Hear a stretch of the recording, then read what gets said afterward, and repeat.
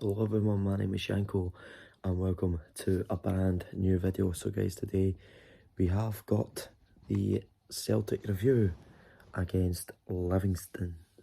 So we beat Livingston at Celtic Park. Of course, that was played on Wednesday night. Today is now Friday because this is obviously the only chance I've actually had.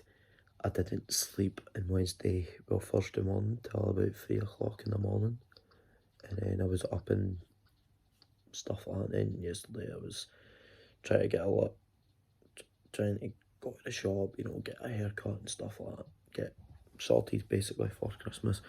But today I've finally got up at a decent time that I can sit and record the video, give my thoughts. Of course I didn't watch it. I watched bits of the games, and any bits that I missed I got to see when I come home from work. So it's a bit of a nightmare. I was actually meant to originally go to the game because I had a ticket, but because of work I couldn't get the day off or anything like that. They couldn't give me it because it was too close to Christmas, because obviously it's the week of Christmas, and there were already a lot of people, and because I'm going to be off Christmas Eve, they couldn't give me it today. They couldn't give me Wednesday, so I obviously had to sell my ticket. I couldn't go, but we'll hopefully go to a few games in the new year, when obviously everything dies down a bit. But given our thoughts today on the game, right, let's dive into it now. So of course, we opened the scoring. It was an own goal by Ayo Obalaye. Of course, there's nothing the boy could do. The balls came at him at high speed. He's tried to clear it, it's bounced off. He's went to try and clear it, it's bounced off his knee and went at the back of the net. There's nothing he could do.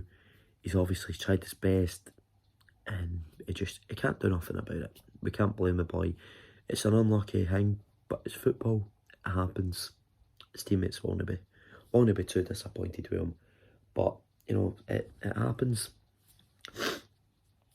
Then we get in, we score a second goal. Yeah, we go down the wing, play the ball across, Keo goes in the middle. It's a goal we scored many times. We've got strikers that know where the net is. We know we've got strikers that are incredible in the penalty area. Our full attack is incredible in the penalty area. We were looking strong. We were 2-0 up. We were looking confident. We were playing fantastic. Keep my hold of the ball. Keep my hold of possession. By half time it was 81% possession to us. Livy break away, poor defending from Taylor, poor defending from Ralston. Joe Hart comes out to try and collect. Nicky Devlin puts it beyond him. Ralston, Taylor can't catch him, which is fair enough. Devlin's outpaced Taylor. That's fair enough. But I'd watched it and I was thinking, what is Ralston actually doing there? Because he's went a long way around Hart, and it's cost us a goal. The ball's not gone fast enough. It shouldn't have hit the back of the net, but things happen. So it was only one mistake. And we went into half time. We were 2-1 up. I'm thinking, it's not the best scoreline to get into, but we're quite dominant. We're looking good. As long as we can keep the shape, we'll get the 3 points. So we come into there was a penalty incident as well. The Livy player's jumped, his hand's by his side, the ball's hit his hand. Is it a penalty?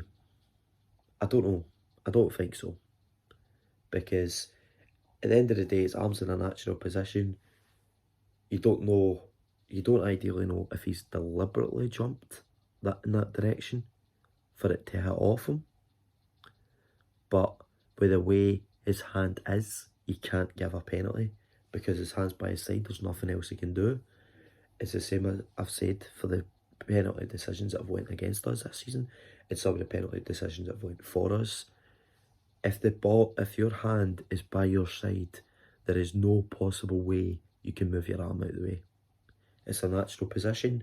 If you jump in the air and your arms go to there, it's a natural position. If your arm is by your side, it's a natural position. Your arms are always by your side. The ball hits your arm, it's not a penalty. It's as simple as that. It's not a penalty. So, in my eyes, the referee got it right. In what I've seen, he got it right. It's not a penalty. There's not many Celtic fans that would say that, but when I'm doing my reviews, I've got to be partial. I've got to give my opinions, but I've got to be, I've got to be honest, and that's what I want to do. I want to be honest. If I think it's a penalty, I'd say it's a penalty. If I don't think it's a penalty, I'll say it's not a penalty, regardless of who it's for. But there is one decision that was wrong, and a lot of people don't see it this way, but it is wrong. So for Leo Labada, originally was in an offside position.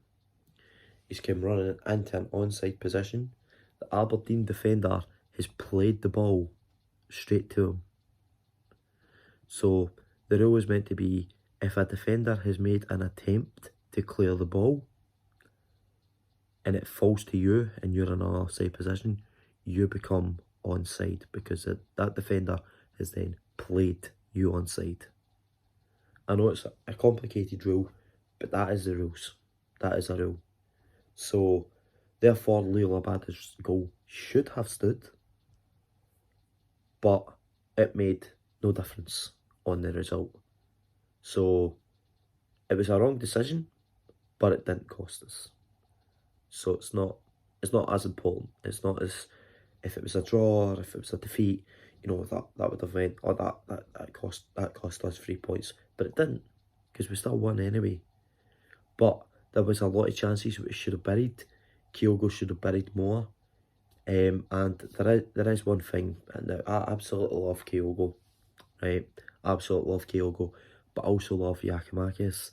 I believe that waiting to the 82nd minute to bringing on Georgios Giacomakis is a bit annoying. He's a big man. He can hold the ball up. He offers us something different than Kyogo does. But I think in games when there's 5 at the back, you need somebody to tussle. Now, I'm just like every Celtic fan. I would love to see us play 2 up top, the same as Rangers want to see 2 up top, because both of us have something similar in the fact that we both have 2 completely different strikers that can give us both something different from one another. Kyogo is very fast. He's a nightmare to defend against. He's constantly running. He's constantly attacking. And he's constantly getting in areas. Whereas Giacomakis, he's a hold-up player. He's a target man. He likes to tussle with defenders. He gets into space anywhere in the 18-yard box. Giacomakis is scoring. He'll score from anywhere. He's a phenomenal player. I love the big man. I think he's a phenomenal player. He's one of the best strikers we've had in the last couple of years since, Moussa Dembele and Edouard.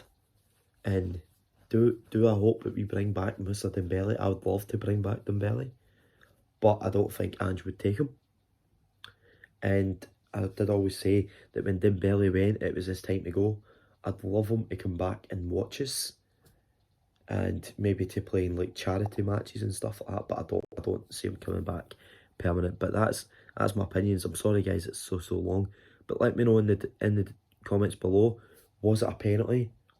Was it offside goal? Should it have stood? Let me know all your thoughts and opinions down below in the comments. And let's hit 50 subs. We're 1 sub away from 50 subs by the end of the year. I hope you guys all have a fantastic Christmas, and I hope that you guys have an absolute fantastic New Year. And yeah, I'll see you guys either on, well, probably late Christmas Eve for the review of the game against Johnston. It's a final game before Christmas. I hope you all stay safe, have a wonderful Christmas, and get to spend time with your families. I'll see you guys on Christmas Eve. Hail, hail.